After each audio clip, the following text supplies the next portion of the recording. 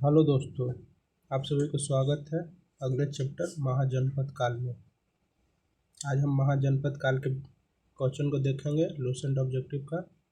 चलिए शुरू करते हैं। पहला क्वेश्चन, इधर जनपद दिया है, इधर राजधानी दिया है, मिलान करना है। गंधार, गंधार की राजधानी था तक्षशिला। सूरसेन, सूरसेन की राजधानी मथुरा। वत्स, वत्स की राजधानी श्रावस्ती, श्रावस्ती। वत्स की राजधानी कौशल, कौशल सॉरी वत्स की राजधानी कौशाम्बी और कौशल की राजधानी श्रावती। गंधार के मथुरा, गंधार के तक्षशिला, सूरसेन के मथुरा। ऑप्शन नहीं होगा। आगे देखते हैं। हर्यक वंश के किस शासक को कुनिक कहा जाता था? हर्यक वंश के किस शासक को कुनिक कहा जाता था? अजातशत्रु को। किस शासक ने गंगा एवं सोन नदी के संगम पर पाटलिपुत्र नामक नगर की स्थापना की या उदयन किया था? शिशुनाग वंश का वह कौन सा शासक था जिसके समय में वैशाली में द्वितीय बौद्ध संगीति का आयोजन किया गया? उसे काकवर्ण के नाम से भी जाना जाता था। काला शोक को कहते थे काकवर्ण। इसी के समय दूसरा हुआ था दूसरा बौद्ध संगीति। क्वेश्चन नंबर 5, 323 ईसा पूर्व में सिकंदर महान की मृत्यु हुई, कहाँ पे हुई थी? बेबीलोन में। सिकंदर महान एवं पोरस पुरु की सेनाओं ने निम्नलिखित में से किस नदी के आमने सामने वाले तट पर पड़ाव डाला हुआ था? झेलम नदी हो जाएगा। इसको हाइड्रोस्पीच के युद्ध भी कहते हैं। 7 नंबर, किस प्रकार का मृदभांड पॉटरी भारत में द्वितीय नगरीकरण शहरीकरण के प्रारंभ का प्रतीक माना जाता है? उत्तरी काले पॉलिश बर्तन को। क्वेश्चन नंबर 8 है, पाली ग्रंथों में गांव के मुखिया को क्या कहा जाता था? पाली ग्रंथ में गांव के मुखिया को भोजक या ग्राम भोजक कहते थे। 6 नंबर है 9 नंबर है क्वेश्चन नंबर, उज्जैन का प्राचीन नाम क्या है? उज्जैन का प्राचीन नाम अवंती है। क्वेश्चन नंबर 10, नंद वंश का संस्थापक कौन था? नंद वंश का संस्थापक महापद्म नंद थे और अंतिम शासक था घनानंद। ग्रीक यूनानी लेखकों द्वारा किसे अग्रमीज जैंड्रमीज कहा जाता है? घनानंद को कहा जाता है। प्राचीन भारत में पहला विदेशी आक्रमण किसके द्वारा किया गया था? ईरानियों द्वारा। क्वेश्चन नंबर 13 है, प्राचीन भारत में दूसरा विदेशी आक्रमण एवं पहला यूरोपीय आक्रमण किसके द्वारा किया गया? यूनानी द्वारा।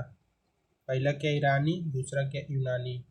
ईरान के हखमनी वंश के किस शासक ने भारतीय भूभाग को जीतने के बाद उसे फारस साम्राज्य का 20वां प्रांत कहा?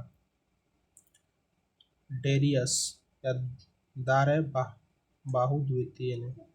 डेरियस या दारे बाहु द्वितीय ने। हाइडेस्पस एवं वितास्ता आधुनिक नाम झेलम का युद्ध 1326 बीसी में किन किन शासकों के बीच हुआ? 15, सिकंदर एवं पोरस के मध्य हुआ था। सिकंदर ने भारत पर कब आक्रमण किया? सिकंदर ने भारत पर 326 ईस्वी में आक्रमण किया था।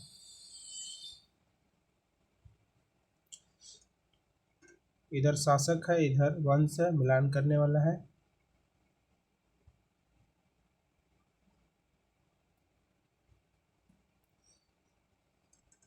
सत्रह है B, question number B, option B है इसका आंसर। बिंबिसार हर्यक वंश का था। कालाशोक शिशुनाग वंश का। महापद्म नंद नंद वंश का। बिंदुसार मौर्य वंश का। आगे देखते हैं।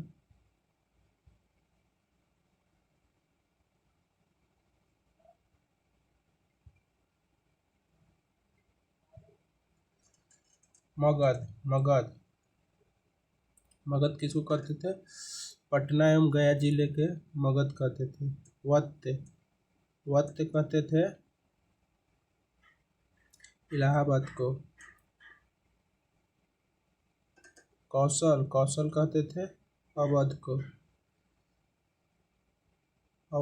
अवंती मालवा को। अवध होता था लखनऊ का क्षेत्र। ऑप्शन ए हो जाएगा। मगध की प्रथम राजधानी कौन सी थी? मगध की प्रथम राजधानी गिरिब्रज या राजगीर। राजगीर को ही गिरिब्रज या राजगीर कहते थे। राजगीर हो जाएगा। किस शासक द्वारा सर्वप्रथम पाटलिपुत्र का राजधानी के रूप में चयन किया गया था?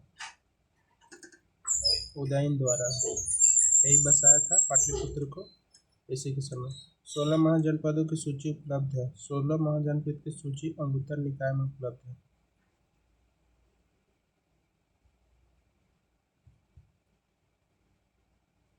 आगे देखते हैं। निम्नलिखित में से मगध का कौन सा राजा सिकंदर महान का समकालीन था? धनानंद। प्रथम मगध साम्राज्य का उत्कर्ष किस सदी में हुआ? प्रथम मगध साम्राज्य का उत्कर्ष 6ठी सदी में हुआ था।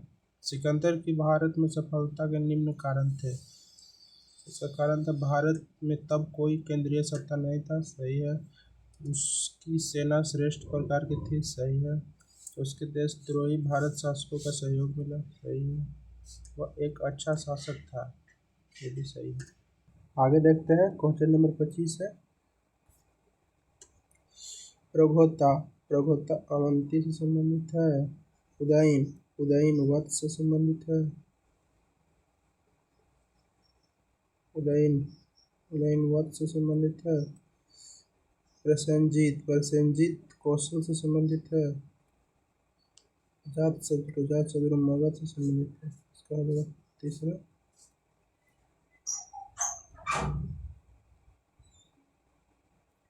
आगे देखते हैं। अभिलेखीय साक्ष्य से प्रकट होता है कि नंद राजा के आदेश से एक नहर खोदी गई थी। कलिंग में खोदा गया था।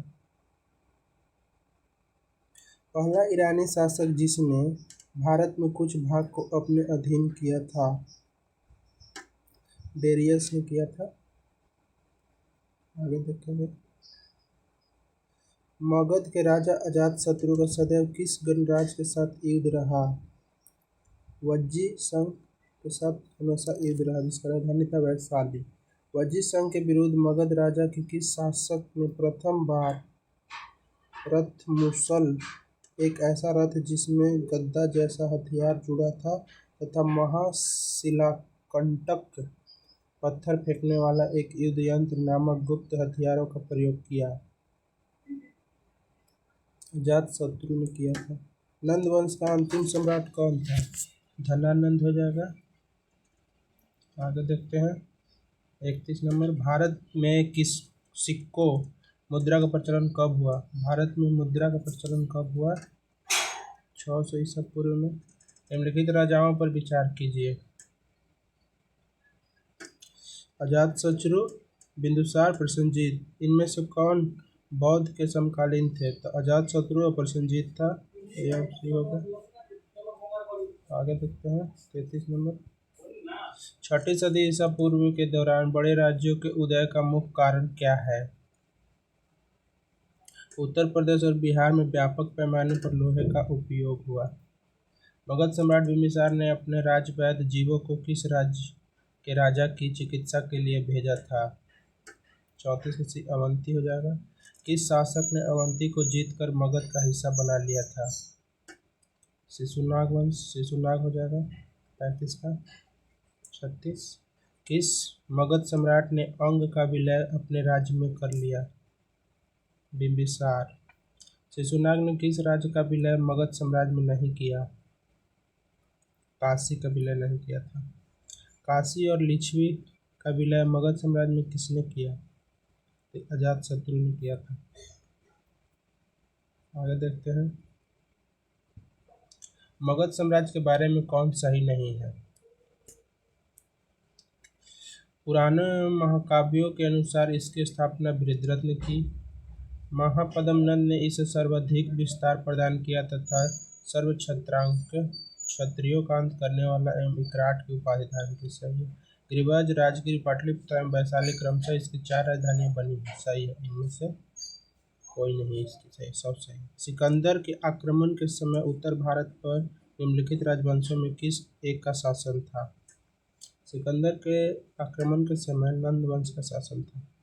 निम्नलिखित में कौन सा ईसा पूर्व 6ठी सदी में प्रारंभ में भारत का सर्वाधिक शक्तिशाली नगर राज्य था? मगध। मगध था।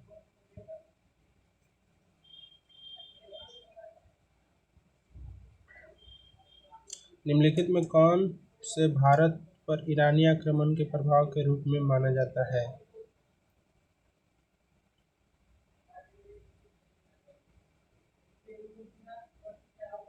इसका हो जाएगा डी नंबर सभी। निम्नलिखित में कौन सा एक सिकंदर के आक्रमण का प्रभाव नहीं था? उसने भारत को यूनान की रियासत बनाया। गलत है ये। निम्नलिखित में से किस राज्य में गणतंत्रात्मक शासन व्यवस्था नहीं थी? गणतंत्रात्मक मगध भी नहीं था, राजतंत्रात्मक था।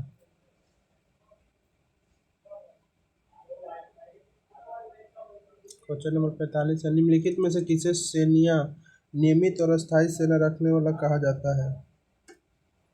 बिंबिसार को। निम्नलिखित में से किसे उग्रसेन भयानक सेना का स्वामी कहा जाता है? महापद्म नंद को। डेरियस दारयबाहु प्रथम ने 516 बीसी में सिंधु के तटवर्ती भूभाग को जीतकर उसे ईरान का 20वां क्षत्रपी प्रांत बनाया। उसे कितना राजस्व प्राप्त होता था? 360 टैलेंट। आगे है। निम्नलिखित में से कौन सिकंदर के साथ भारत आने वाला इतिहासकार नहीं था? सिकंदर के साथ भारत हेरोडोटस नहीं आया था। हेरोडोटस को इतिहास का पिता कहते हैं। बाकी सभी आया था। निरियाकस आया था, एरिस्टोबुलस आया था, एनासिक्रेटस आया था। महाजनपद काल में श्रेणियों के संचालक को कहा जाता था श्रेष्ठी। गृहपति का अर्थ है धनी किसान। ये कौन है मिलान करने वाला?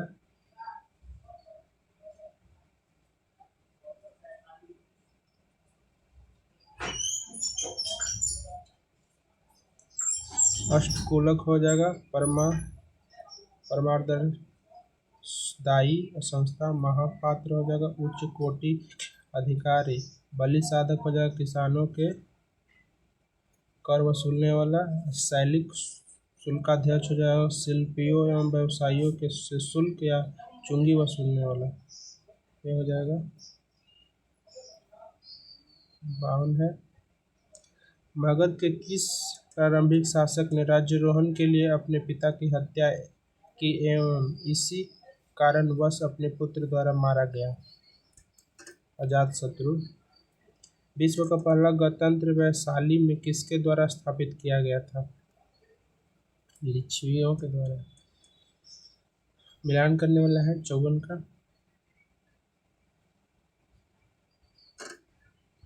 इसका बी हो जाएगा आंसर।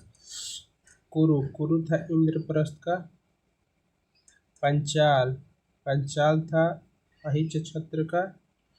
कौशल हो जाएगा साकेत का। वत्स और कौशाम्बी। निम्न में कौन एक बौद्ध ग्रंथ 16 महाजनपदों का उल्लेख करता है?